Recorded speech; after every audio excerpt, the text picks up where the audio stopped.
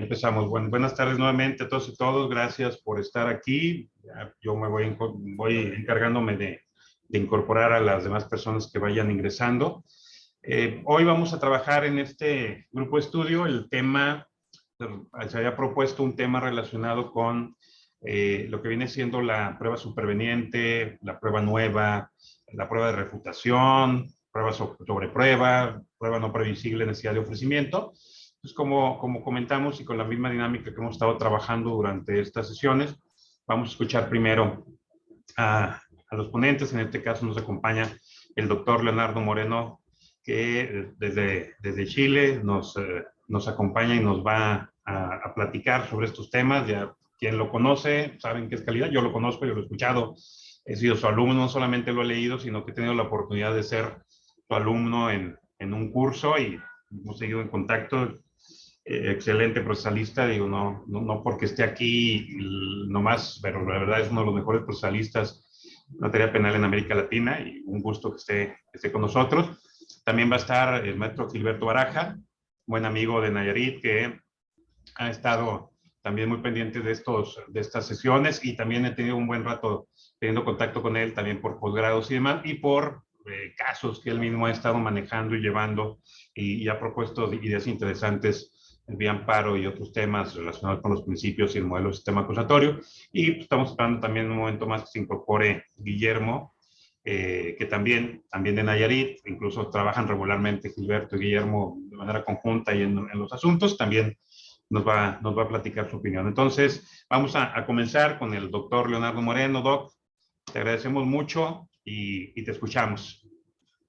Muchas gracias. Vamos a tratar de hacerlo un poco breve. A ver, primero decir para que sepamos que estamos hablando más o menos de lo mismo, que nosotros tenemos una norma que es el 336 de nuestro código, que es prácticamente igual al 390 que tienen ustedes. Es decir, distingue estas categorías de prueba nueva, prueba sobre prueba, y nos hace alguna alusión en su inciso final sobre la oportunidad, ¿cierto?, en que esto debiera hacerse valer.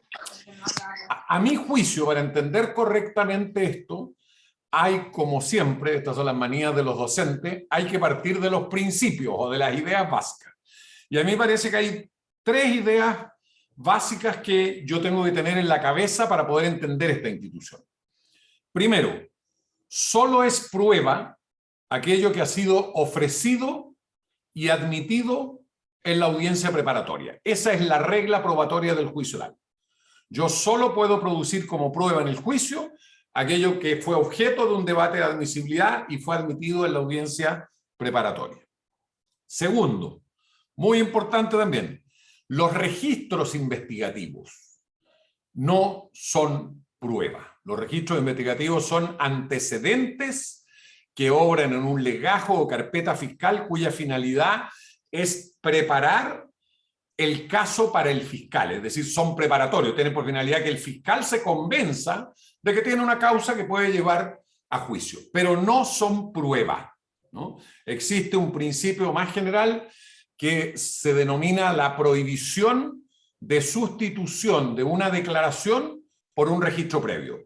Y estas dos cuestiones que acabamos de señalar son esenciales para proteger el juicio, ¿no? Porque, o si no, tendríamos la tentación de trasladar lo que hemos recogido durante la investigación al contexto del juicio. Y tercera cuestión, idea que a mí me parece que es esencial tener en la cabeza, es que el juicio oral es un escenario reglado de construcción de la verdad. Es decir, es un escenario donde todas las reglas del juego, ¿cierto?, están al servicio de la generación de información de calidad del juez. Y eso es lo que lleva a algo que no vamos a discutir ahora, lo mencionémoslo nomás, tómenlo como dato, a la famosa verdad procesal. Es decir, una verdad que construimos en este escenario reglado y que consensuamos es la que va a resolver el conflicto. Sin embargo, todos los códigos, o la mayoría de los códigos de segunda generación, no todos los códigos de segunda y tercera generación reconocen algo que es obvio. Es posible que estas reglas que acabamos de señalar se encuentren en la práctica con problemas. Básicamente dos problemas. Uno, aparece una prueba en el espacio de tiempo entre la dictación de la autoapertura o el cierre de la audiencia preparatoria y el juicio. Entonces, ¿qué hacemos? Y la segunda es, pese a las herramientas que tienen los abogados, básicamente las objeciones, el contraexamen, la posibilidad de confrontar con declaraciones previas, ¿qué pasa si lo que se produce más bien no es una cuestión que manejemos ordinariamente a través del contraexamen, sino que hay un comportamiento desleal de la prueba que muchas veces tiene que ver con una infracción de la buena fe de quien litiga, porque alguien la presentó esa prueba, ¿no? ¿Verdad? Entonces, en ese contexto, los códigos más modernos privilegian mecanismos de control de la verdad histórica. Es decir, no queremos que se imponga una verdad procesal porque asumimos que existe una posibilidad o un riesgo de error.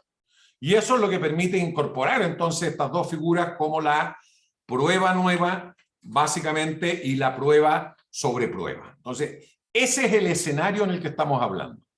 En ese contexto, yo diría que la prueba nueva o prueba sobreviniente, es decir, aquella prueba a la cual el litigante toma conocimiento con posterioridad al cierre de los debates de admisibilidad probatoria, es decir, o en el espacio que hay entre la dictación de la resolución que cierra la audiencia preparatoria y el inicio del juicio, o incluso dentro de un juicio, es decir, mientras se está desarrollando un juicio, supone necesariamente el establecer, yo no me quiero meter en toda la reglamentación porque ahí está el artículo, pero a mí me parece que hay un par de cosas que son importantes. Uno, cuando hablamos de prueba nueva, estamos hablando efectivamente de una prueba. Porque muchas veces para utilizar la prueba sobre prueba vamos a recurrir a registros previos. Y en cambio aquí lo que estamos diciendo es que el problema es que hay un medio de prueba del cual yo he tomado conocimiento con posterioridad. ¿Pero por qué es prueba? Porque es un medio de prueba que va a entregar información sobre los extremos de la acusación fiscal. Es decir, es prueba que se va a referir al hecho punible o a la participación. Consecuencia de aceptar esto. Si la consecuencia de que vamos a aceptar una prueba nueva es que esta prueba va a incorporar información útil para la resolución del caso por parte del juez, ¿no? Y por lo tanto debiera ser considerada en su sentencia, y el contenido de la misma es algo que el tribunal puede valorar, ¿no? Eso me parece que es esencial de tenerlo claro. Lo otro que a mí me parece, dos ideas más, muy básicamente a propósito de esta prueba, dos ideas más que a mí me parecen importantes. La prueba nueva debe tener un estándar de admisibilidad muy alto.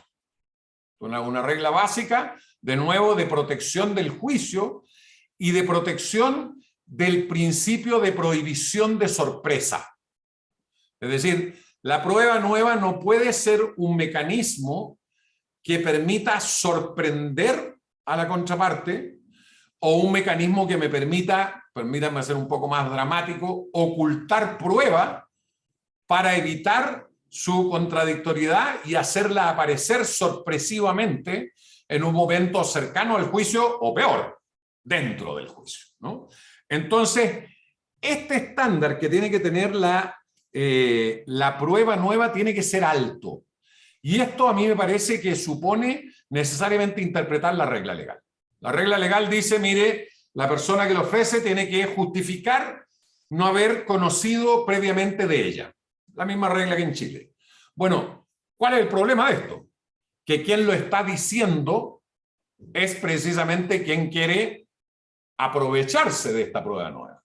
Entonces, a mí me parece que, primera regla de control, lo que decíamos, no puede ser utilizado como un mecanismo para incorporar sorpresivamente prueba. Y por lo tanto, no solo basta que usted no conozca de esta prueba, cuestión que tendrá que acreditar en un nivel de razonabilidad ante el juzgador que va a debatir su admisibilidad, sino que segundo, y esto es lo más importante por lo menos para mí, no puede ser manifestación de una negligencia o mala actividad investigativa, particularmente cuando es prueba de la acusación. Es decir, la investigación en un proceso penal acusatorio tiene un tiempo de duración. Y lo que implica ese tiempo es que asumimos que ese es el espacio de tiempo en que la persecución penal tiene que perfeccionar su posición para reunir los antecedentes que la justifiquen. Esa es la regla. Y si no, en otros países es bastante más fuerte esto, si no quiere decir que la persecución penal fracasó, porque no estamos dispuestos a gastar más dinero, a disponer de más recursos estatales en esa persecución. Entonces, es muy importante que cuando los jueces controlen, se hagan cargo de este criterio, que no sea una mala actividad investigativa, que no sea una negligencia. ¿En qué sentido? En que esta era una diligencia que, dada la naturaleza del caso y la naturaleza del hecho investigado, suponía necesariamente que debió realizarse y no se hizo, ¿no? Y por lo tanto aparece con posterioridad esa información en circunstancias que, si se hubiera desarrollado una investigación racional, esa información hubiera aparecido claramente con anterioridad. Entonces, primera cuestión, como digo, un estándar alto de admisibilidad, de manera tal de impedir que se generen estos dos incentivos perversos. Y segundo, que a diferencia de nuestro código, ustedes lo tienen, me parece, no sé si está tan bien redactado, pero en la última parte del artículo 390 es que una cosa es que el juez admita como prueba algo que se desconocía y que va a permitir resolver el conflicto, que es el primer debate y el estándar que acabamos de decir, pero inmediatamente, y esto a veces uno lo echa de menos, el juez tiene que preocuparse de que esa información que está admitiendo se produzca conforme a las reglas de juicio. Y dentro de esas reglas de juicio, básicamente está el derecho a confrontar la prueba, es decir, el derecho a discutir la prueba. Es decir, este modelo de calidad de la audiencia que supone un ejercicio intenso del principio de contradictoriedad. Entonces, admitida que sea la prueba por el tribunal, ahora de lo que tengo que preocuparme es de la contraparte. Ahora yo tengo que preocuparme que la contraparte tenga el tiempo y las opciones de poder debatir esta prueba nueva, de poder controvertir eventualmente esa prueba, que puede significar un receso, o si es una prueba más compleja, puede significar una de las hipótesis que a veces nunca se le ocurren a uno, de suspensión de la audiencia de juicio. Precisamente para permitir que esta persona pueda, ¿cierto?, ejercer su derecho a confrontar esta prueba. Y ahí viene un tercer capítulo, que es cómo puedo ejercer el control sobre esta prueba nueva. Y uno diría, en primer lugar, a nivel de admisibilidad ante el tribunal oral. Un primer nivel de admisibilidad ante el tribunal oral que supone que la prueba tiene que cumplir con los estándares de admisibilidad general. Tiene que ser pertinente, particularmente tiene que ser necesaria y tiene que ser lícita. ¿Ok? Y además, ¿cuál es el ámbito de confrontación que vamos a admitir? ¿Solo que yo prepare un contraexamen? ¿Y qué ocurre si yo determino que para ejercer, por ejemplo, me pongo el caso defensor, mi derecho a defensa considero que es insuficiente el contraexamen? Se va a admitir también ahora de la contraparte una prueba destinada a refutar esa prueba nueva que se está incorporando. Eso es un tema que no siempre está muy claro en los jueces, ¿no? Pareciera que sí, porque si no, quiere decir que estamos delimitando que esta es una prueba cuya única forma de impugnación es el contraexamen. Y no veo por qué tendríamos que hacer una discriminación, ¿cierto?, respecto del resto de las probanzas que se están produciendo en ese juicio. Entonces yo diría, muy sucintamente, que en el ámbito entonces de la prueba nueva, estas son las cuestiones que en este conversatorio deberíamos tomar alguna posición. Es decir, ¿cuál es el estándar? ¿Qué se admite como prueba nueva? ¿Qué nivel de admisibilidad puede discutirse? ¿Y cómo puede garantizarse el contradictorio de esta prueba nueva? En el caso de la prueba sobre prueba, es un poco más complejo, porque la prueba sobre prueba ya no recae directamente sobre los extremos de la imputación. Es decir, no es prueba destinada a acreditar el hecho punible o la participación. Porque si fuera una prueba de esa naturaleza que ha llegado ahora a nuestro conocimiento, entonces estaríamos en la hipótesis anterior. Estaríamos en la hipótesis de la prueba nueva. Aquí lo que se protege es el principio de lealtad y de buena fe procesal, que por supuesto atañe al litigante, pero también a la prueba que presenta. Para ponérselo en términos muy simples, la expectativa razonable de un litigante es que la prueba se presente y se comporte lealmente. Yo no puedo esperar que Leonardo Moreno se siente en un contraexamen y le digan, mire, don Leonardo, bueno, usted que es chileno. ¿Quién le dijo que yo soy chileno? No, pues usted es chileno, ¿no? Bueno, pero usted es profesor, ¿cierto? No, tampoco. Nunca he hecho clase. Ah, pero Leonardo, usted tiene un libro que es más o menos conocido, teoría del caso. Primera vez que escucho eso. Yo no puedo estar preparado para un comportamiento desleal de esa naturaleza del testigo, ¿no? Porque si no, tendría que ser, el juicio se transformaría en una cosa maquiavélica. Uno tendría que llevar elementos de control predefinidos para todas las aseveraciones de un testigo. Eso sería un absurdo, ¿no? Particularmente si estamos además en elementos que no necesariamente se centran en la cuestión controvertida, ¿no? Entonces, primera cuestión, la prueba sobre prueba es una prueba que se admite con una finalidad de juicio de credibilidad. Gran diferencia con la prueba nueva.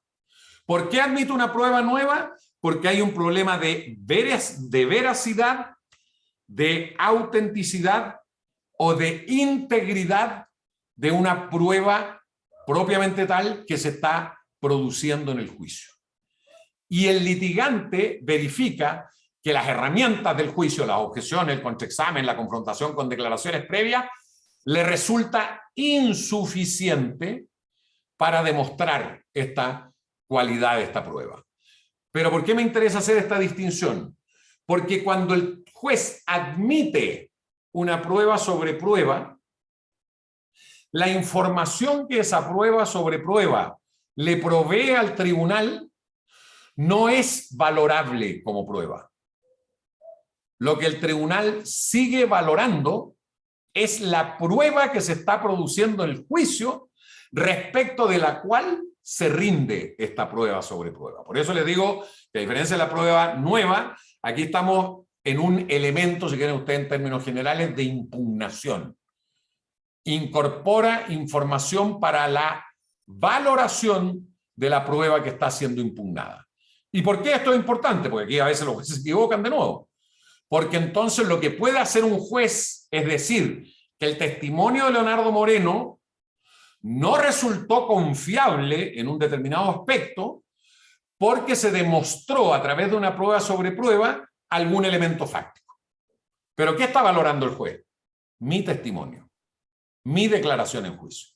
Lo que no podría decir jamás el juez es que va a dar por acreditado el hecho o la información contenida en la prueba sobre prueba. Es decir, en este caso el juez estaría reemplazando la prueba impugnada por la prueba sobre prueba y dándole valor probatorio a la información que esa prueba sobre prueba le provee. Eso está prohibido.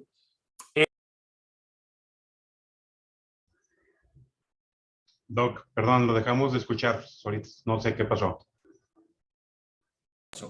¿Ahora ya, sí? Sí, ya. Sí. ¿Hace mucho rato o recién? 3 segundos, si acaso. Ya. Entonces volvemos a la idea.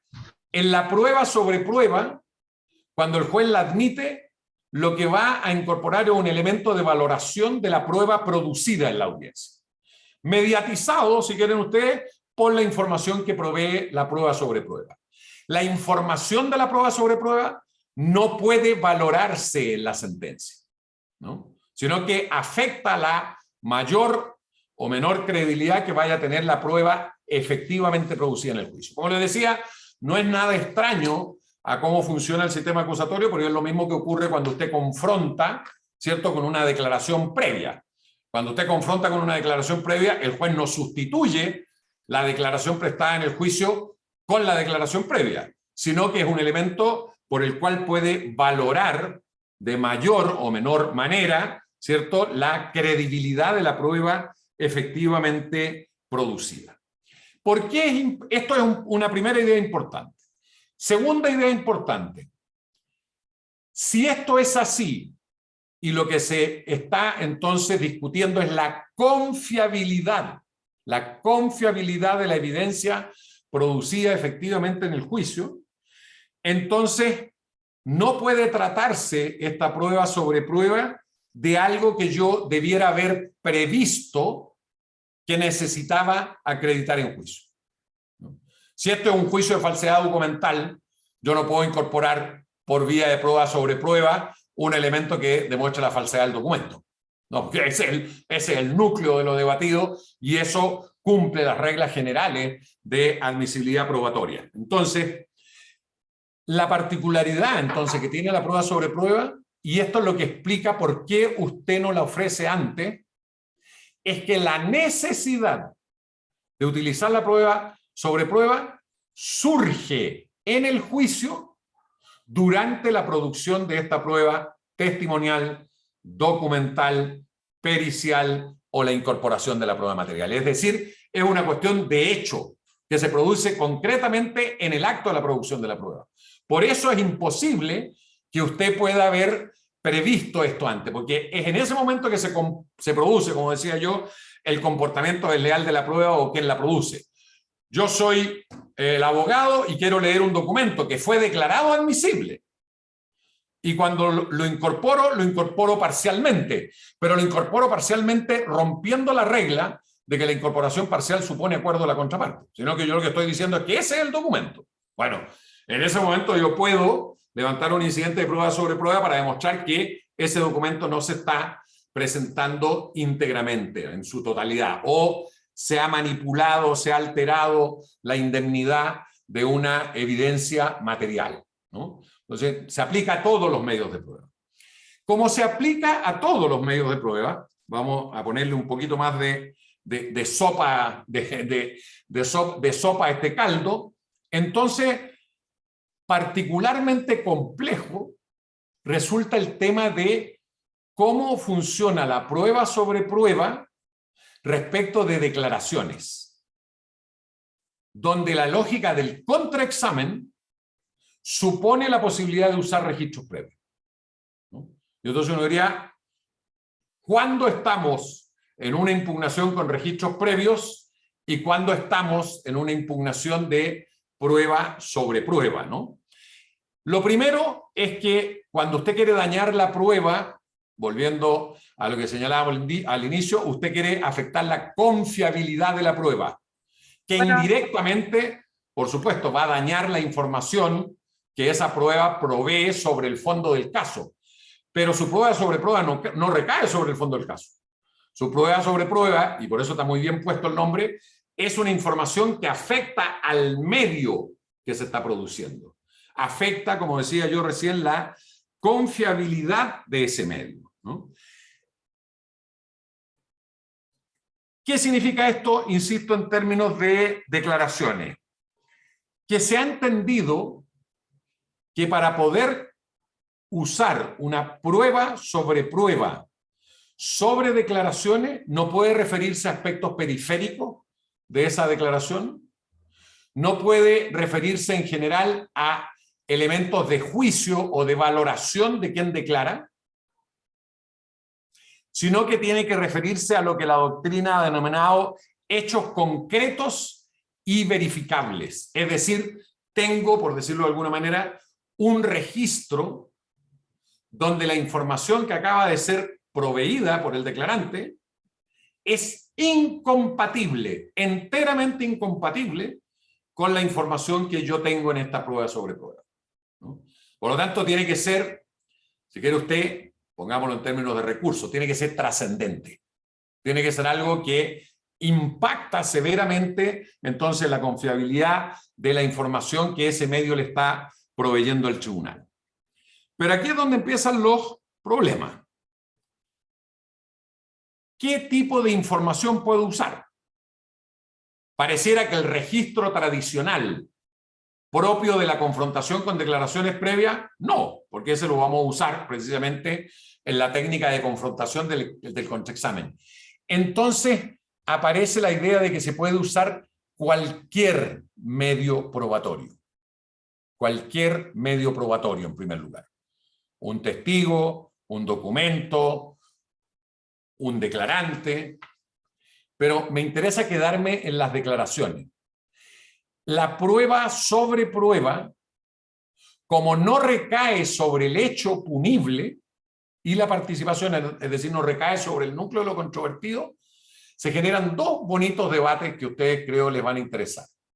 Primero, si el imputado es quien incurre en este comportamiento desleal, hay jurisprudencia norteamericana que dice que se puede utilizar en su contra incluso una prueba obtenida ilícitamente. Porque la prueba ilícita, para estos efectos de prueba sobre prueba, no se está utilizando para aquello que está prohibida, para los efectos de configurar la acreditación del hecho punible y la participación, sino que está enfocada exclusivamente en demostrar la falta de confiabilidad del acusado, la falta de veracidad de sus dichos. Ahí hay un tema bonito. Segundo tema ahora, más general. Si yo puedo usar, como digo, cualquier mecanismo, cualquier medio, cualquier fuente de información, entonces es posible utilizar aquellos registros que están prohibidos de ser llevados a juicio como prueba y respecto de los cuales, por lo menos en algunos países, así ocurre en el mío, está prohibido utilizarlos para confrontar a un declarante en un contraexamen. Me refiero, para ponerlo en términos muy simples al tiro, a los registros policiales. Yo, por la vía de la prueba sobre prueba, podría impugnar a un declarante con lo que dice un registro policial, no necesariamente con una declaración previa, que sería lo propio de un contraexamen. Es decir, amplía, si quieren ustedes, amplía el espectro de impugnación y de control de lo que se puede usar, ya sea en contra del imputado, el ejemplo paradigmático sería esta prueba ilícita, o en contra de prueba de cargo, que me permitiría usar, como digo, registros que son prohibidos. ¿Qué otro tema es interesante acá? Y ya voy terminando porque no crean que soy tan latero. ¿Qué otro tema es interesante? Que, de nuevo, el estándar de admisibilidad supone entonces demostrarle al tribunal que cuento con una fuente de información capaz de afectar la confiabilidad de esa evidencia que se ha presentado en el juicio, es decir, de afectar la veracidad de un declarante, de afectar la autenticidad del documento o de afectar la integridad, ¿cierto?, o si quieren ustedes, la indemnidad de una prueba material, ¿no? Eso es lo primero, tengo que demostrar esto. Tengo que demostrar que esa evidencia específicamente tiene el foco de la prueba sobre prueba. Aquí no estoy discutiendo el fondo del caso. Esto es un problema de veracidad del testigo, de integridad del documento, o de autenticidad del documento o de integridad de la prueba que se quiere exhibir, ¿no? Indirectamente va a dañar la información que esa evidencia produce sobre el fondo, sin duda, pero es un efecto colateral, si quieren, no es el objetivo principal. Y de nuevo, un juez que la admita debe preocuparse de qué ocurre con aquel que está presentando la información y que está siendo objeto ahora de una impugnación vía prueba sobre prueba. Debiera considerarse o contemplarse la posibilidad, así lo plantean algunos autores españoles, de la posibilidad de una prueba sobre prueba, fíjense, de una prueba sobre prueba de quien presentó el medio de prueba original sobre la prueba utilizada para impugnar. Porque, y en esto nunca hay que perderse, yo sé que esto suena medio enredoso, pero los docentes, los litigantes, los abogados y particularmente los jueces tienen que entender que siempre toda información nueva que ingresa al contexto de una audiencia judicial, particularmente a la de juicio, tiene que ser posible de ser controlada. Y por lo tanto, si aquí está ingresando una información, aunque sea de valoración, sobre un medio de prueba, a través del mecanismo de la prueba sobre prueba, entonces tengo que permitir, permítanme usar un término que usamos en el redirecto, la rehabilitación de mi prueba que ha resultado impugnada, ¿no? Entonces, por eso, en general, estas dos instituciones son complejas, mucho más complejas que lo que dice la regla, y muchas veces son mal entendidas, lamentablemente, muchas veces por el propio tribunal, ¿no? Que termina o no admitiéndola, porque confunde lo que es prueba del fondo con prueba de credibilidad, o no generando la necesaria adversarialidad sobre la información que provee esta prueba nueva o esta prueba sobre prueba, y por lo tanto nos encontramos algo que, supongo que todos los que estamos aquí, ¿cierto?, consideramos que es inaceptable: ingreso de información unilateral sin control de parte, ¿no? Eso, amigo, yo creo que con eso, para empezar a conversar, puede ser un buen punto de partida. Muchas gracias, Doc. Preguntarte, Doc, ¿te puedes seguir manteniendo aquí o quieres que abramos primero? Sí, no, yo me quedo aquí un rato, no hay problema. Perfecto. Entonces vamos ahora, muchas gracias al doctor Leonardo Moreno por su participación. Yo les dije que era calidad en esa parte. Vamos entonces ahora con Gilberto. Gilberto Barajas, te escuchamos, luego después de ti vamos con Guillermo. Sí, doctor, buenas tardes a todos. De igual forma, bueno, pues el de la voz no tengo oportunidad, no ha tenido oportunidad de incursionar en juicio y poner en prácticas estas figuras, ¿verdad? La prueba superveniente, la prueba nueva, la prueba de refutación, pero bueno, para eso nos encontramos aquí, para pues, aprender, y en su momento, cuando surja la necesidad, porque considero que muy pronto va a surgir, bueno, pongamos en práctica todo esto, ¿verdad? Y no nos tomen ¿cómo le diré? Bueno, se pueda realizar de una u otra forma. Bueno, la base legal de esta figura de la prueba nueva, sí, la prueba nueva y prueba de refutación, como ya lo mencionó el doctor, no recuerdo su nombre, pero de Chile, es el 390 del Código Nacional de Procedimientos Penales, en el cual nos habla de dicha figura. Si bien es cierto, la prueba nueva nos menciona, o encontré aquí en el libro del doctor José Luis Eloy, en el libro de Práctica Forense Oral Penal, nos habla de que la prueba nueva no se tiene conocimiento de su existencia. Bueno, y la prueba superveniente es la que surja con posterioridad al auto de apertura a juicio oral. Y con respecto a la prueba de refutación, esta va encaminada, considero, a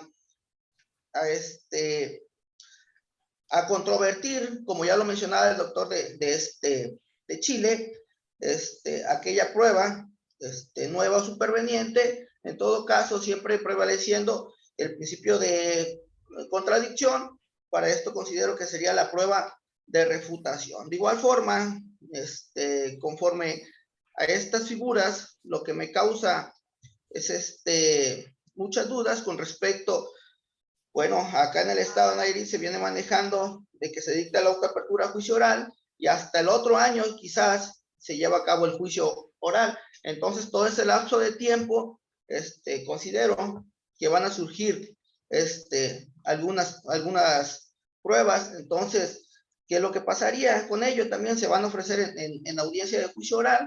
De igual forma, considero que muchas veces un abogado se encarga de la investigación inicial, igual de la complementaria, se va hasta la etapa intermedia, se desahoga la misma, pero también muchas de esas veces es otro abogado el que acapara o tiene el caso y se va a juicio oral. Entonces, de igual forma, este abogado por lo regular se da cuenta de que la investigación inicial y complementaria hubo mucha negligencia por el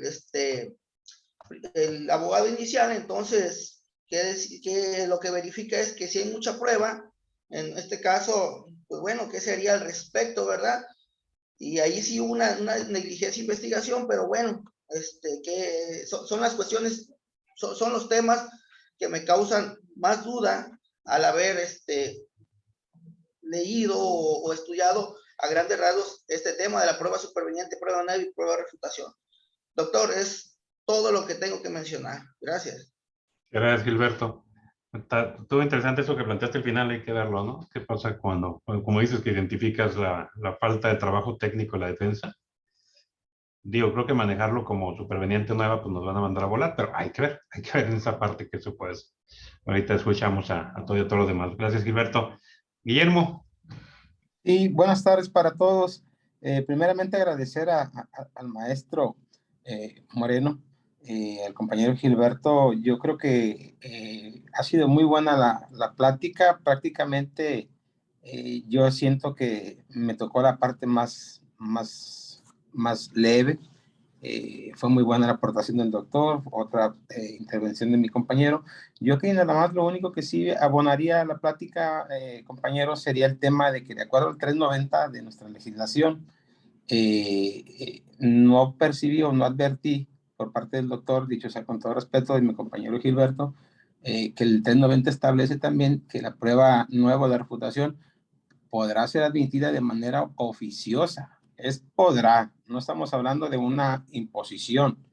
Esto siempre y cuando de la recepción de las pruebas se obtenga que existan hechos respecto a que sean supervenientes o que no fueron ofrecidos por las partes. Entonces, no siempre esta prueba, ese tipo de prueba de nueva o de refutación puede ser ofrecida por las partes, sino que también nuestra legislación de 390, párrafo primero, establece que puede ser ofertada de manera oficiosa.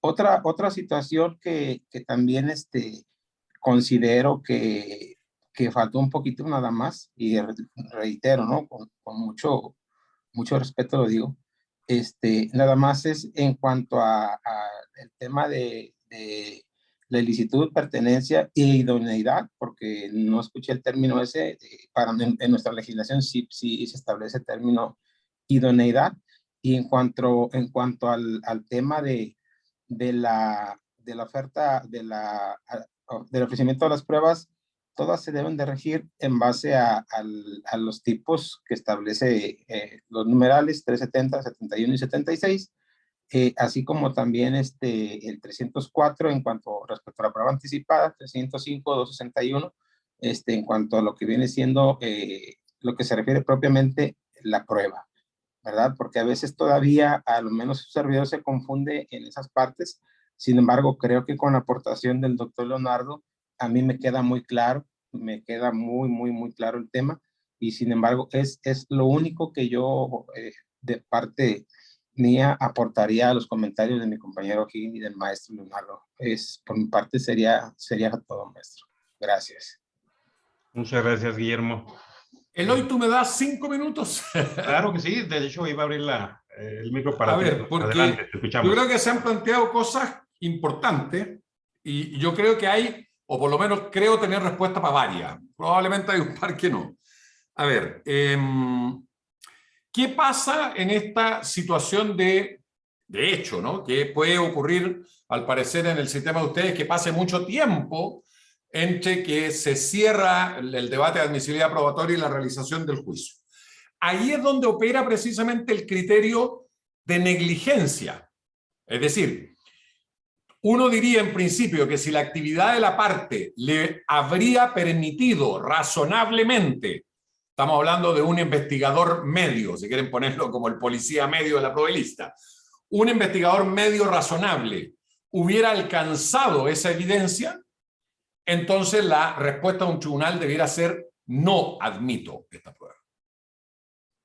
No admito esta prueba. Porque les vuelvo a decir, la lógica de los plazos, particularmente hacia el Ministerio Público, tiene que ver con que el Estado predispone cuánto es el lapso de tiempo que está dispuesto a utilizar recursos públicos de la persecución penal en la obtención de la evidencia que justifique la imputación del Ministerio Público.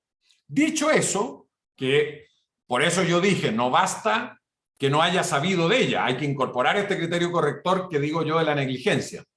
Pero uno podría aventurar, Eloy lo mencionó allí, o lo mencionaron a propósito, y a la defensa. ¿Le vamos a aplicar estrictamente el mismo criterio? Bueno, alguien podría decir sí, pero uno podría decir no.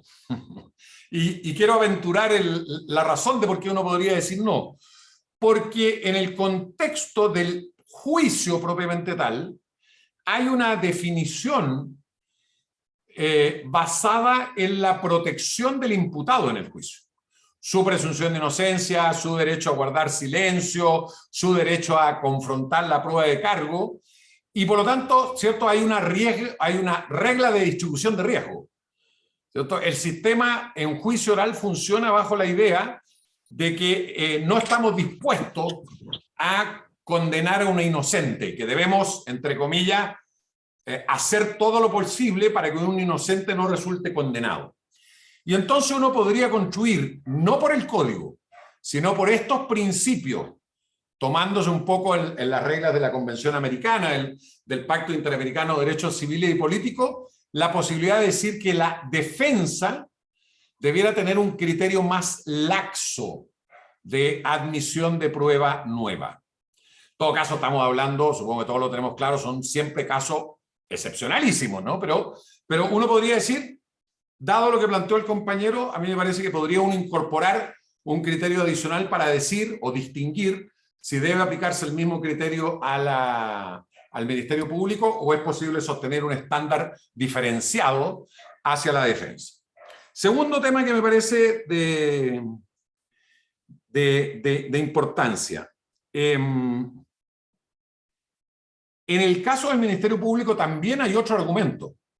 Si es el Ministerio Público el que quiere alegar negligencia de otro, ¿no? Porque el criterio que yo acabo de poner es negligencia. Bueno, podría salir un fiscal y decir, oiga, pero lo que pasa es que a mí me entregaron la causa después de la audiencia preparatoria. Yo soy el fiscal de juicio, que a veces pasa en algunos países que dividen, ¿cierto?, por etapas.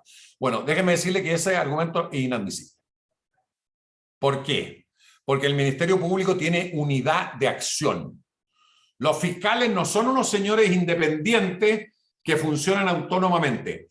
Cada fiscal del Ministerio Público actúa y representa al Ministerio Público. Y por lo tanto, si un fiscal fue negligente, el que fue negligente fue el Ministerio Público. Y por lo tanto no puede ampararse en su propia negligencia para solicitar ahora la admisibilidad de una prueba nueva. Por lo tanto, si quieren plantear un estándar diferenciado, me parece que el único que podría beneficiarse de ese estándar sería eventualmente la defensa desde la lógica de los principios de inocencia, la distribución de riesgo, etcétera, que son propios del juicio. Tercera idea, que la dije, pero yo creo que no la expresé correctamente. Me parece una mala regla la del código, que si uno la lee al principio dice es una regla más garantista, porque habla de la posibilidad de presentar estas pruebas nuevas en cualquier momento del juicio. Lo mismo la prueba sobre prueba. No, señores. Estándar de la prueba nueva, tercer estándar. Fíjense, ahora me estoy acordando de cosas. Tercer estándar de la prueba nueva. Debe ser alegada la existencia de la prueba nueva apenas se tenga conocimiento de la misma. Por lo tanto, si yo, fiscal, tomo conocimiento de la prueba nueva durante el espacio que hay entre la audiencia de preparación y la de juicio, entonces mi primera alegación en el juicio, antes de mi alegato de apertura, es solicitarle al juez la posibilidad de presentar prueba nueva en este juicio. Porque esto es lo que garantiza que efectivamente se pueda cautelar el contradictorio. Por lo tanto, es apenas tome conocimiento. Segundo, en el caso de la prueba sobre prueba, también hay un estándar, vamos a llamarlo estratégico, no es legal, porque la norma la tienen, pero estratégicamente piensen ustedes, si yo quiero afectar, pongámonos el caso más usual, ¿no? Yo quiero afectar la veracidad, la confiabilidad de Leonardo Moreno como declarante. ¿Tendría sentido que Leonardo Moreno declare, es contraexaminado, pasa a Eloy, pasa a la licenciada María, y antes de que termine el probatorio yo levanto la mano y digo, incidente de prueba sobre prueba? No, pues si la confrontación y la impugnación supone en la dinámica de una audiencia oral la inmediatez. Es decir, allí donde yo escuché este elemento de falta de veracidad, inmediatamente levanto la mano. Por eso, les vuelvo a decir, es subsidiario del elemento tradicional, que es el contraexamen y la confrontación con declaraciones previas. Lo que pasa es que estoy en una hipótesis en que o es otro medio probatorio, y por lo tanto no es declaración previa, o es una declaración previa, llamémosla en sentido amplio, pero contenida en un registro de aquellos que están prohibidos de ser presentados en juicio, ¿no? Entonces ahí tienen, si quieren ustedes, criterios de oportunidad. Y finalmente, yo no estoy de acuerdo, o sea, creo que hay que discutir. El debate sobre la prueba nueva, a mí no me cabe duda que se somete a los debates de admisibilidad probatoria tradicional, es decir, impertinencia, sobreabundancia, necesidad, licitud, todo lo que usted quiera, no hay problema. Pero en la prueba sobre prueba, ya dijimos que obviamente tiene que ser pertinente, obviamente tiene que tener un estándar de necesidad alto, es decir, es un mecanismo que va sí o sí a impugnar. Por eso yo le decía declaraciones incompatibles. No es que es una cosa periférica, es una cuestión que va a afectar gravemente la credibilidad de alguien. Pero no se olviden de lo que yo dije, por lo menos. Es discutible, en el sistema americano, por lo menos, qué se puede usar. Y ellos permiten incluso usar una prueba ilícita en contra del acusado si declara. Y a mí me parece que eso que puede ser discutible, porque en Latinoamérica probablemente tenemos una reglamentación distinta de la declaración del imputado partiendo porque no jura, ¿no? Y por lo tanto no habría tanto juicio de reproche respecto de su declaración. Sí me parece que en la prueba sobre prueba es indispensable que se le abra la puerta a la defensa para recurrir o a otros medios de prueba o a registros prohibidos de ser producidos como prueba en juicio para los efectos de impugnar. Porque aquí lo que se está privilegiando es que el tribunal no cometa un error, ¿no? Y por lo tanto, si yo tengo un policía, Chile, yo no puedo llevar el parte policial. Pero si ese policía, que es el que firma el parte policial, hubiere consignado un hecho y ese hecho hoy lo está declarando de manera distinta y no tengo una declaración formal ante el fiscal, entonces yo sí puedo confrontarlo con el parte policial. ¿Y por qué puedo hacerlo? Porque la regla que prohíbe la utilización de registros previos en juicio tiene una finalidad: evitar que el juez dicte el juicio de culpabilidad con esa evidencia. Y aquí no estamos dictando el juicio de culpabilidad. Aquí lo que está haciendo el juez es tener un elemento más para impugnar o descalificar la confiabilidad y la credibilidad de esa evidencia. Entonces yo, en ese tema de la admisibilidad y los criterios de admisibilidad probatoria, creo que hay que distinguir. Claramente la prueba nueva se somete a todo. De hecho, si quieren ponerlo más allá, este sería un lindo caso donde podemos plantear un debate de admisibilidad en juicio. No se olviden que la dogmática es conteste que los juicios de admisibilidad de la prueba son en la audiencia preparatoria y que en el juicio, si se produce una prueba ilícita, lo que podemos hacer es una alegación de valoración negativa. La excepción, precisamente, es la prueba nueva, en que sí podemos hacer una alegación ante el tribunal sobre su admisibilidad por ilícito. Eso. Gracias, doctor. Sí, de esto último que comentas es como en la especie de incidente, la prueba nueva se abre como una especie de etapa intermedia, ¿no? Exclusivamente para eso, para la admisibilidad y demás, incluyendo la prueba de refutación. Creo que también la prueba de refutación tiene que pasar por esos filtros, ¿no? En ese aspecto. Si yo quiero traer la prueba de refutación, también tiene que ser pertinente, útil, etcétera, para llegar a esa cuestión.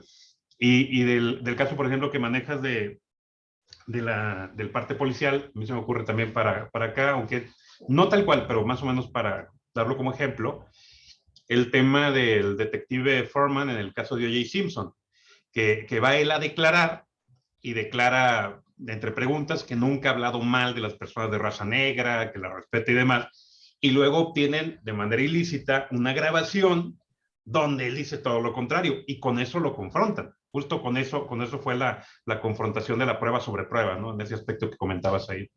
Y bueno, te admitió, y yo creo que en ese aspecto también coincido con el doctor Leonardo, incluyendo en el modelo mexicano, o sea, porque una cosa es la prohibición, que eso no lo discuto, una prohibición de la prueba ilícita para efecto del fondo, eso lo entendemos, pero acá no es para el fondo, como bien lo dijo el Doc, es para la credibilidad, es para la confiabilidad, o sea, no va a dejar de tener efecto la prueba a otra, sino que es simplemente para confrontar esa credibilidad, ¿no?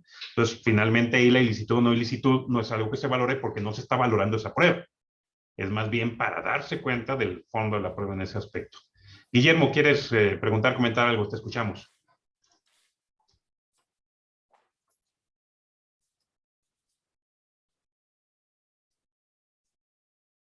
Sí, maestro, en base al comentario del doctor Moreno, quiere decir que su comentario, doctor, va encaminado al tema de la oficiosidad respecto a esa prueba nueva, prueba de refutación. Ah, perdón, qué bueno que me lo pusiste, se me había olvidado. No, yo creo que un tribunal jamás, pero jamás con unas letras de este porte puede generar prueba propia, jamás. Aunque yo tenga la duda más increíble sobre la veracidad del testimonio de don Eloy, entonces mi deber es expresar esa duda, racionalizarla y valorar de esa manera el testimonio de Eloy. Pero yo no puedo generar una prueba, porque esa prueba podría confirmar, pues no se olvide que una cosa es lo que uno pretende y otra cosa es lo que pasa efectivamente, ¿no?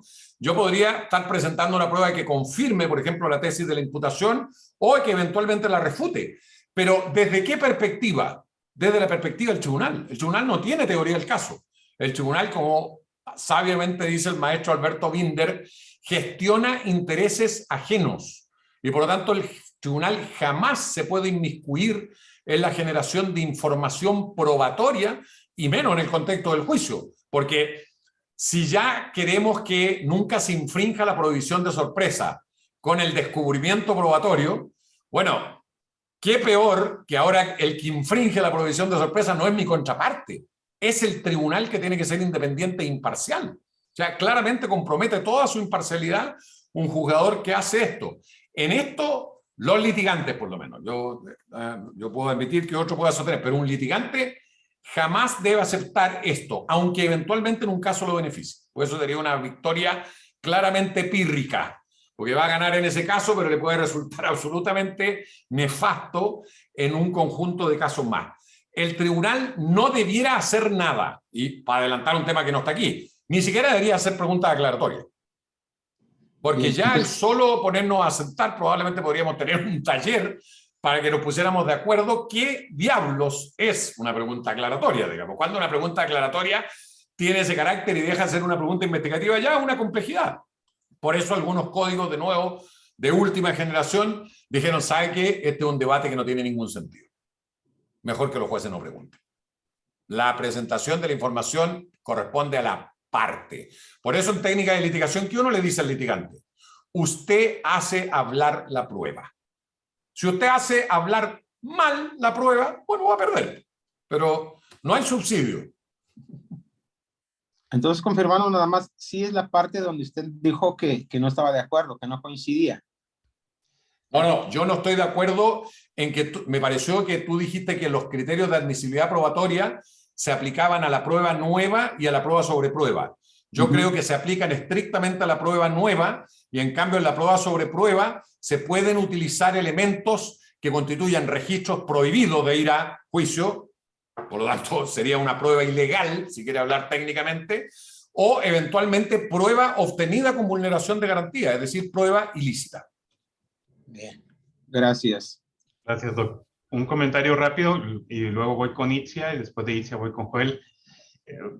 Sobre esto que dices, Guillermo, es que sí pareciera que el 390 en México al principio cuando dice el Tribunal de Enjuiciamiento podrá ordenar la recepción, pareciera como que el tribunal es el que puede jalarlo.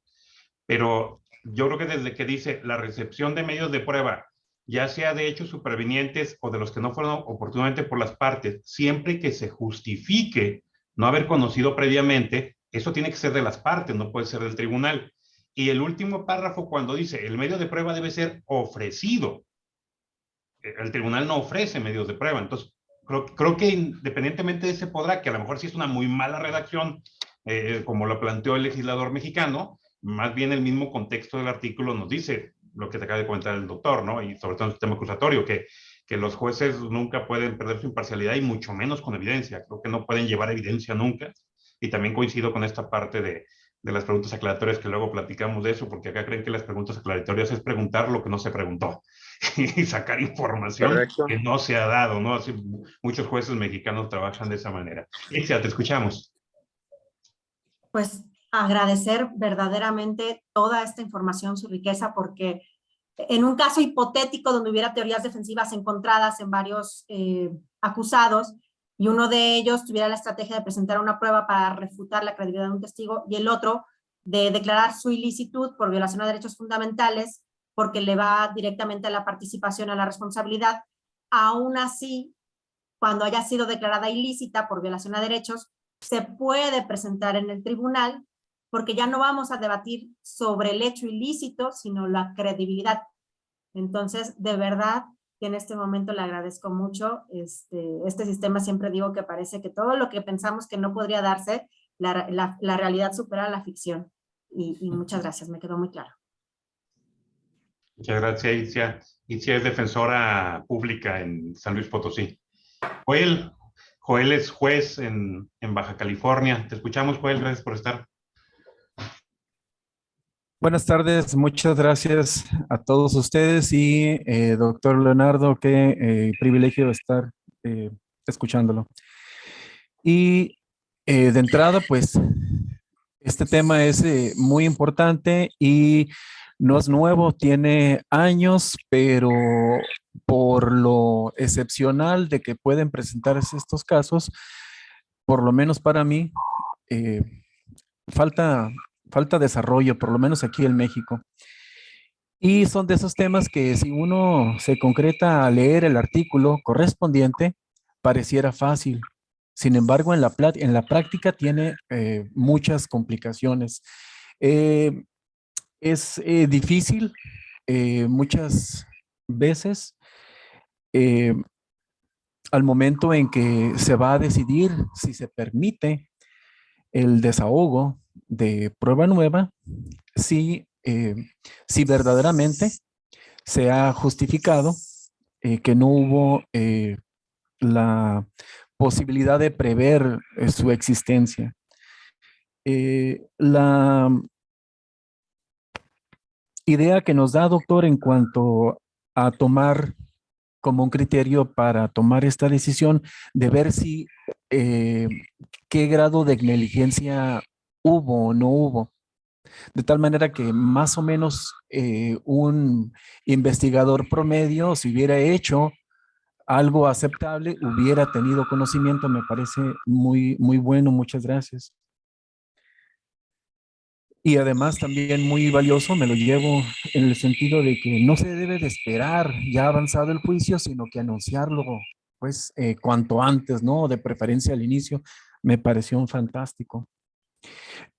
Por otra parte, me aparto y me cuesta mucho aceptarlo, el hecho de que se pudiera utilizar, de que un juez pudiera permitir la utilización de prueba ilícita. Me cuesta trabajo aceptarlo y yo creo que por lo menos a este momento me apartaría por completo. Yo creo que la prueba ilícita, es opinión personal, pues no puede emplearse bajo ningún motivo.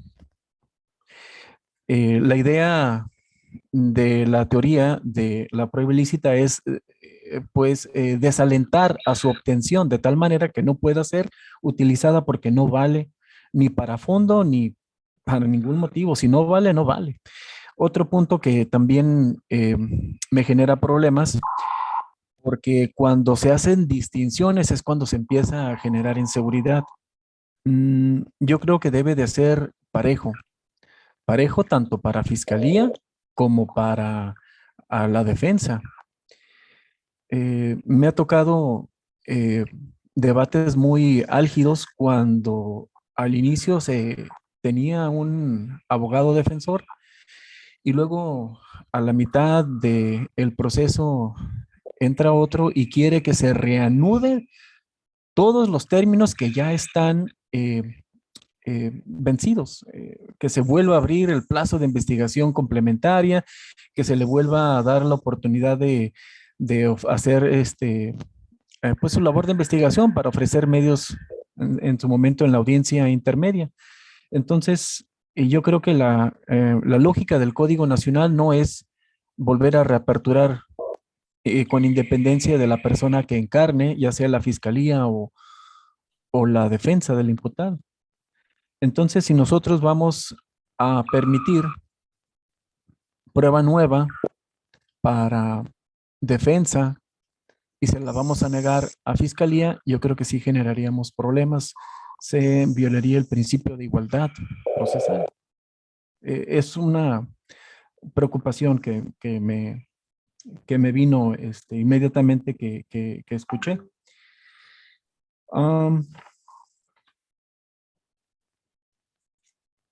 Por otra parte, quisiera preguntarle, doctor, alguna opinión en cuanto a la prueba de refutación, porque indudablemente para una de las partes lo que diga una persona puede ser que esté mintiendo y lo quiera aprovechar para ofrecer alguna prueba adicional y para refutar su veracidad, pero ¿qué límites puede haber en este sentido? He llevado 6 juicios y nada más en una ocasión se ha presentado este tipo de debates y pues yo permití la prueba nueva y no hubo ningún problema en apelación y en amparo, pero sí quisiera escuchar algún comentario suyo en cuanto a los límites de la prueba de refutación. Y es cuanto. Muchas gracias por su atención. A ver, dos cosas. Una, sobre el estándar y un estándar diferenciado fue una idea. Yo también creo que hay que pensarlo, pero uno podría pensar que se pueden hacer. Muchas veces el tema al revés, del desequilibrio del imputado frente al Estado permite interpretaciones de garantía en favor de este.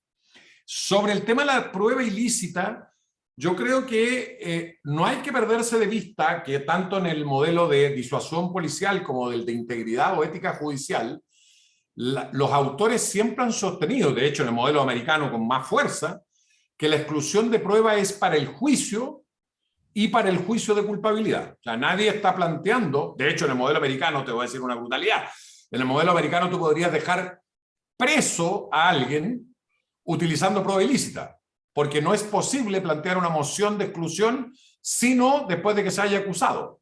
Distinto en el modelo español, alemán, en que se habla de la teoría unitaria de la prueba ilícita, en el sentido de que uno pudiera plantear lo que se denomina la inutilizabilidad de esa información antes. Por lo tanto, yo creo que es un tema abierto. Obviamente la gracia de los temas de prueba ilícita, Joel, son que todo depende de la punto de vista o de la visión desde la cual tú construyes efectivamente el tema de la prueba ilícita. Por eso yo les dije, esto es un tema interesante, lo tiré ahí para que nos hagamos cargo. Respecto a la prueba de refutación propiamente tal, yo tengo un problema y quizá ahí ustedes me van a aclarar más la película de lo que yo puedo hacerlo, porque la prueba de refutación, como se entiende tradicionalmente, es una prueba o un argumento, desde la teoría argumentativa, o un argumento de refutación, o es un medio probatorio destinado a confrontar la versión que sobre las cuestiones controvertidas presenta una prueba. Y entonces, uno tendría que decir que la regla general es que la prueba de refutación es parte de la prueba que tú ofreces en la audiencia preparatoria. Es decir, si yo tengo testigos propios como defensor de refutación para decir que yo no estaba en el lugar que el Ministerio Público dice en que ocurrió el hecho y en el que se me posiciona cometiendo el delito, bueno, es una prueba que no puede aparecer en juicio. Es una prueba que yo tengo que haber ofrecido antes porque recae sobre el núcleo de lo debatido. Entonces, ¿cuál es la hipótesis? Esto lo han escrito varios. Es la hipótesis precisamente del control o la refutación, debiera entenderse única y exclusivamente para rehabilitar la prueba impugnada. Es decir, ¿quién puede presentar prueba de refutación? es aquel que se ve afectado con la prueba nueva o aquel que presentó el medio probatorio que está siendo impugnado con la prueba sobre prueba.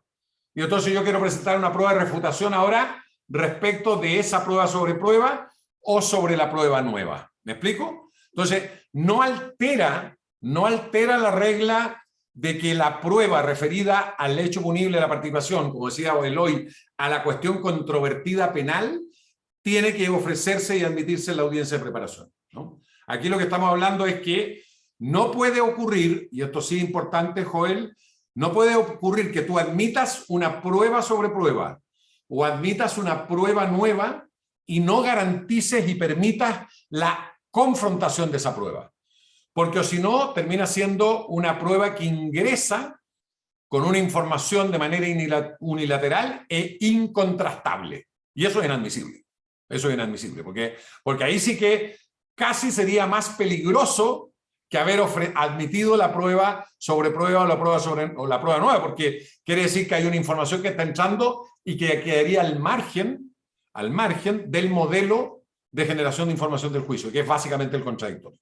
Entonces, tú tienes que permitir, ¿no? Y ese permitir, de nuevo, te puede generar un debate sobre prueba nueva, atendida la información que ingresó la prueba nueva admitida, o sea, una prueba nueva sobre la prueba producida en el juicio, o, si quiere usted, una prueba sobre prueba de esto. Entonces, yo creo que en ese sentido, es mi opinión, debe entenderse prueba de refutación, porque la prueba de refutación en teoría argumentativa y en teoría del caso es es una forma natural de controvertir la pretensión del otro, ¿no? Esto es como si yo dijera, defensa va a alegar legítima defensa. Entonces yo llevo prueba de cargo que demuestre que no se configuran los elementos.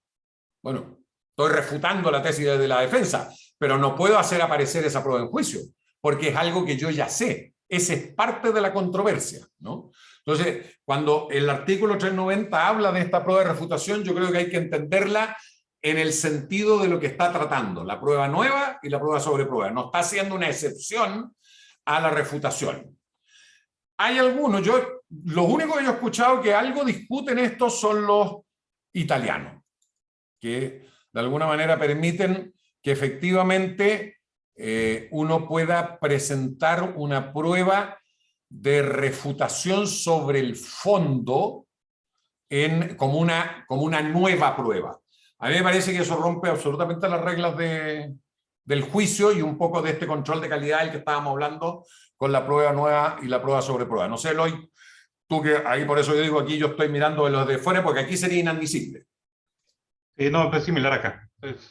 Lo que estás comentando también acá. Tal cual, lo estás manejando. Muchas gracias, Doc. ¿Alguien más? ¿Alguien tiene alguna otra pregunta, algún otro comentario? Itzia, creo que habías puesto algo en el chat, pero si quieres mejor abrir micro y planteárselo y después de ti voy con Aldo. En el maravilloso hipotético caso que hubiera varios acusados con teorías del caso encontradas y no hubiera forma de haber separado, aunque fueran acusaciones distintas, no hubiera forma de haber separado el juicio y tienen que someterse a juicio juntos. Y que uno de ellos, su teoría es declarar ilicitud de cómo se obtuvo una prueba por la mala práctica de la policía, pero el contenido de la prueba le favorece a otro.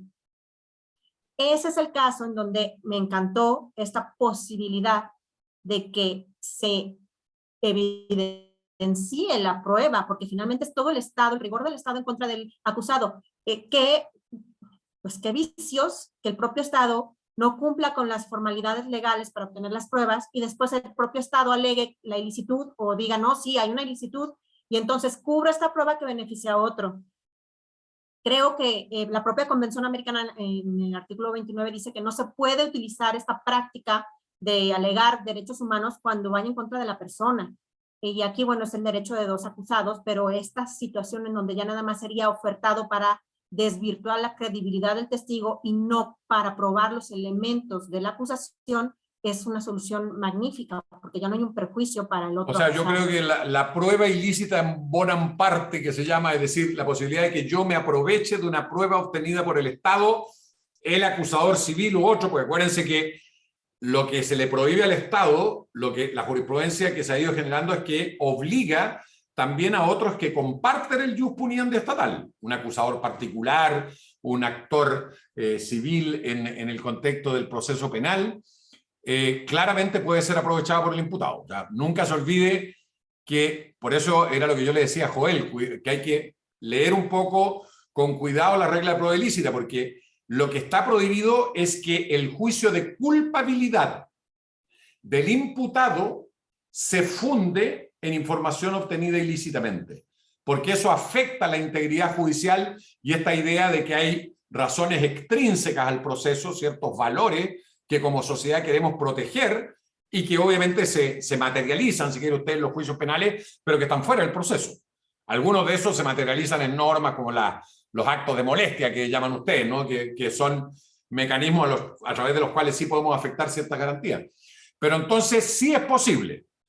Y si es otro imputado, yo no lo había pensado, pero probablemente uno de los pocos, es uno de los pocos casos donde usted lo podría invocar incluso citando jurisprudencia americana. Porque en el modelo americano, el único titular activo de la exclusión es el directamente afectado. Por lo tanto, si a mí me vulneraron la garantía, pero esa prueba es favorable para el hoy, él no tiene ningún problema en usarla. O sea, ni siquiera tiene que construir este discurso que te estoy diciendo. Si tú citas la jurisprudencia americana. Si tú al revés entendieras que el problema no es la obtención y no quién la obtiene, España, por ejemplo, entonces ahí sí que tendrías que aludir a esto que usted está señalando, al uso de prueba ilícita en buena parte, es decir, prueba ilícita que es favorable al imputado. Y para cerrar el círculo, también usted tiene que saber que el imputado mismo podría obtener ilícitamente una evidencia y usarla en su favor, ¿no? Sin perjuicio de la eventual responsabilidad penal, en otro caso, que eso le pudiera conllevar. Gracias, doc. Aldo, te escuchamos. Luego vamos con Julio. Gracias, maestro. Un saludo para todos. Compañero Leonardo, juez Joel, compañeros de la ponencia. Bueno, el primer punto, en relación al 390 del Código Nacional de Procedimientos Penales, que decíamos, el juez Joel acertadamente, creo, sumando lo que decía él, tiene una permisibilidad donde dice, déjenme lo leo porque ya se me olvidó, donde dice, el Tribunal de Enjuiciamiento podrá ordenar la recepción, a lo que decías tú, maestro Eloy. Yo creo que es, dada la interpretación de ese artículo, yo creo que puede ordenar la recepción si solo si se cumple esa prueba nueva ciertos requisitos que el propio artículo los trae. Dice ahí, siempre que se justifique que no haberla conocido, en relación a lo que decía precisamente el juez Joel, que dice, es que llegan defensores nuevos y quieren que se reponga el procedimiento, quieren que se repongan todos los términos que traíamos. Más bien es que el juez en ese momento puede resolver si es admitible esa prueba. Obviamente va a depender de la argumentación que otorgue el defensor en el momento o la parte que la proponga esa prueba nueva, argumentando precisamente que es una prueba que la acaba de conocer y obviamente respetando el principio de contradicción o de prueba de refutación de la parte contraria. Ese era el primer punto que, bueno, se me olvidó otra cosa que quería decir ahí, pero bueno, más o menos es la idea.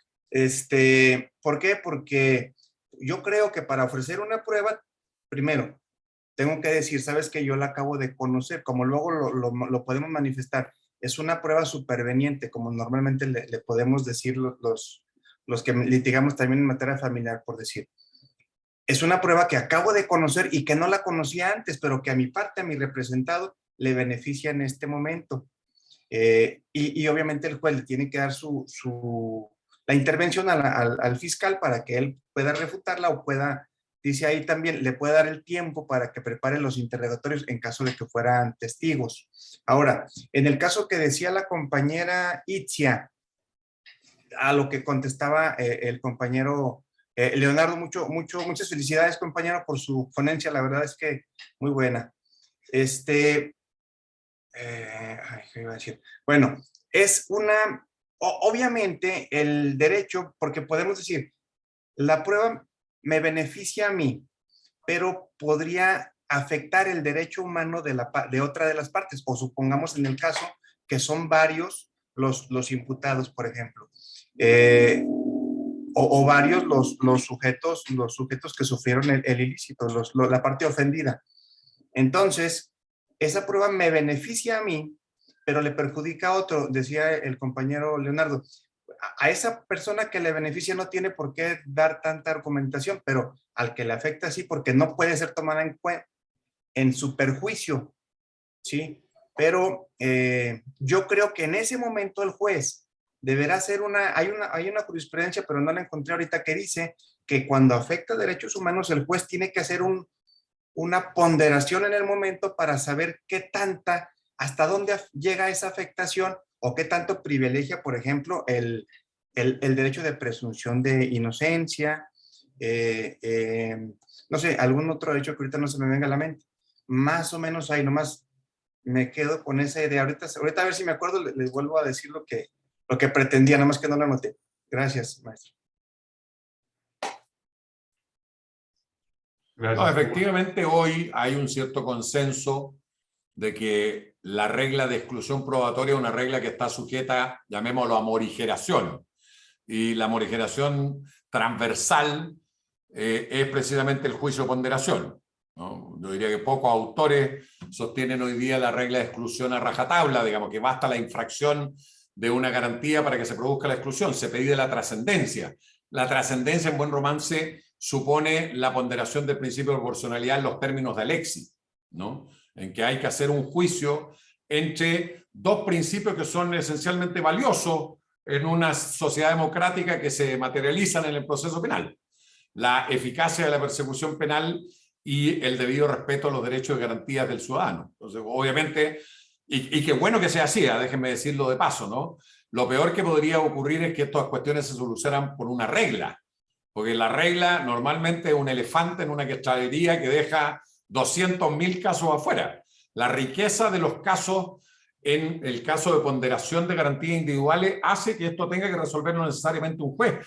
Por eso, si quiere usted, con todo lo que cada día se aplica menos la regla de exclusión, pero por eso los autores siempre distinguen entre la prueba ilegal y la prueba ilícita. Porque la prueba ilegal es un problema de regla, es decir, es binario. ¿Se cumple o no se cumple la regla, o estoy o no en una situación de excepción de la regla? No hay un razonamiento muy profundo, si quiere usted, del tribunal. En cambio, la exclusión por ilicitud, en todos los modelos hoy día, supone ponderación. Supone necesariamente criterios de proporcionalidad, donde a veces esos criterios no nos gustan. No sé, voy a poner un ejemplo evidente. En el modelo americano, uno de los criterios de ponderación es la seguridad pública, ¿no? Y entonces, si es un delito de alta connotación, un delito de crimen organizado, entonces el sistema entiende que tiene que ser más tolerante con actuares irregulares de la policía. A mí me parece que eso es inaceptable en un modelo de ética o de integridad judicial, como decía Joel.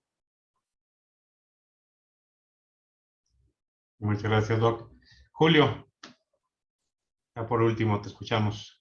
Muchas gracias, maestro Eloy. Buenas tardes a todos. Un cuestionamiento. Me queda claro que la prueba nueva, la prueba superviniente, implica necesaria y forzosamente el desconocimiento del elemento probatorio para poder allegarlo a juicio.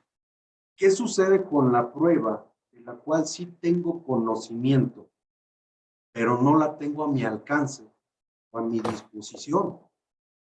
Durante la etapa de la investigación complementaria, la etapa intermedia, y que se dé el supuesto de que en la etapa de juicio por fin la tengo a mi disposición.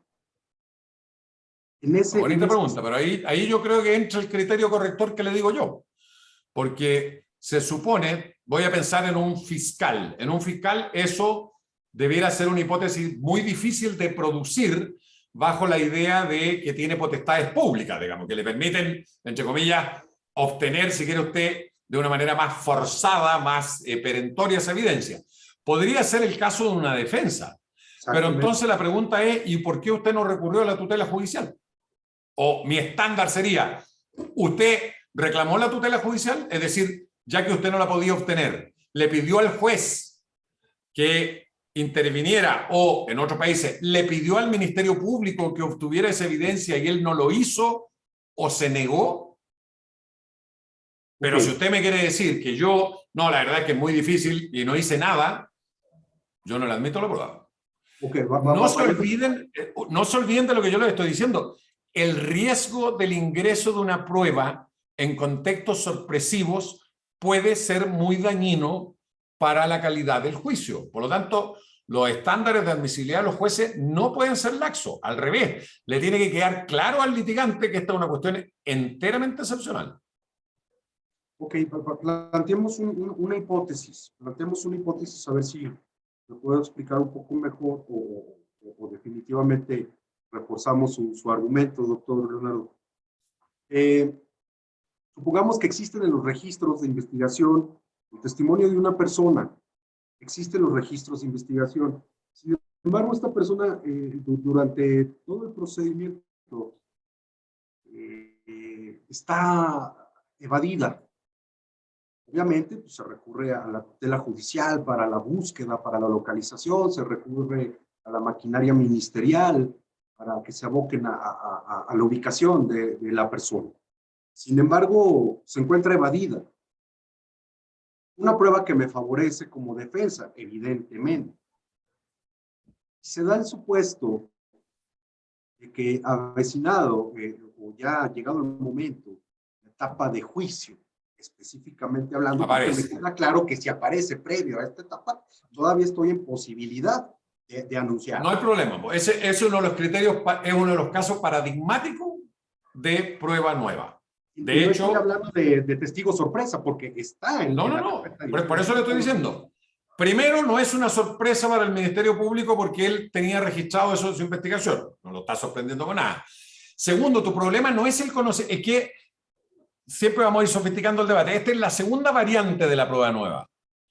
Conozco la prueba nueva, pero no conozco el contenido de la información que esa prueba nueva puede proveer. Ese es el caso que tú estás planteando.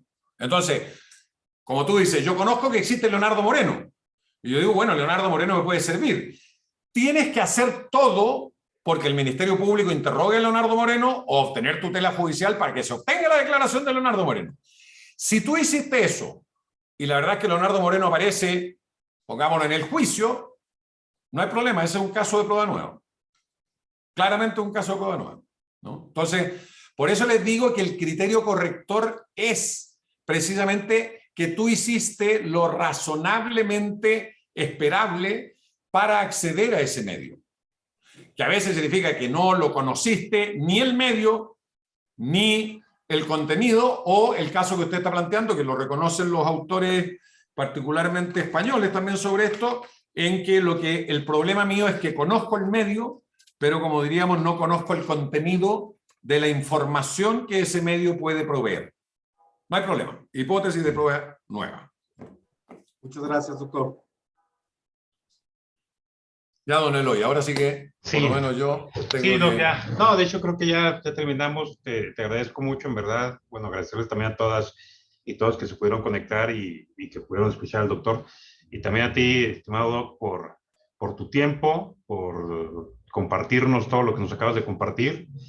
Ahí les paso yo la cuenta para que le depositen. Son $500 de cada uno para el doc ganar por todo lo que nos acaba de dar. No, en verdad, muchas gracias. Muchas gracias. Y también agradecer a Gilberto y a Guillermo que participaron y a todas y a todos ustedes. Entonces nos estaríamos viendo. Con mucho gusto y de verdad celebro mucho que lo hagan. Fíjense que estamos en tantos países de Latinoamérica en lo mismo y son pocos los grupos que se arman con este sentido. Al final el conocimiento, si no se discute, no se transmite, pasa lo peor, no se aplica. Sí. Y eso significa que los sistemas no mejoran, ¿no? Entonces, es muy importante lo que ustedes están haciendo, así que felicitaciones y sin duda me verán en alguna otra de los conversatorios. Esperamos que muy sí. bien. Gracias, doc. Gracias. Chao. Bueno. Gracias a todos. Y gracias a todos ustedes. Entonces, en breve subo esto al internet para que lo tengan a su alcance y también a través del chat establecemos la temática para la próxima semana, ¿vale? Pasen buena tarde, gracias. Buenas tardes. Buenas tardes. Buenas tardes.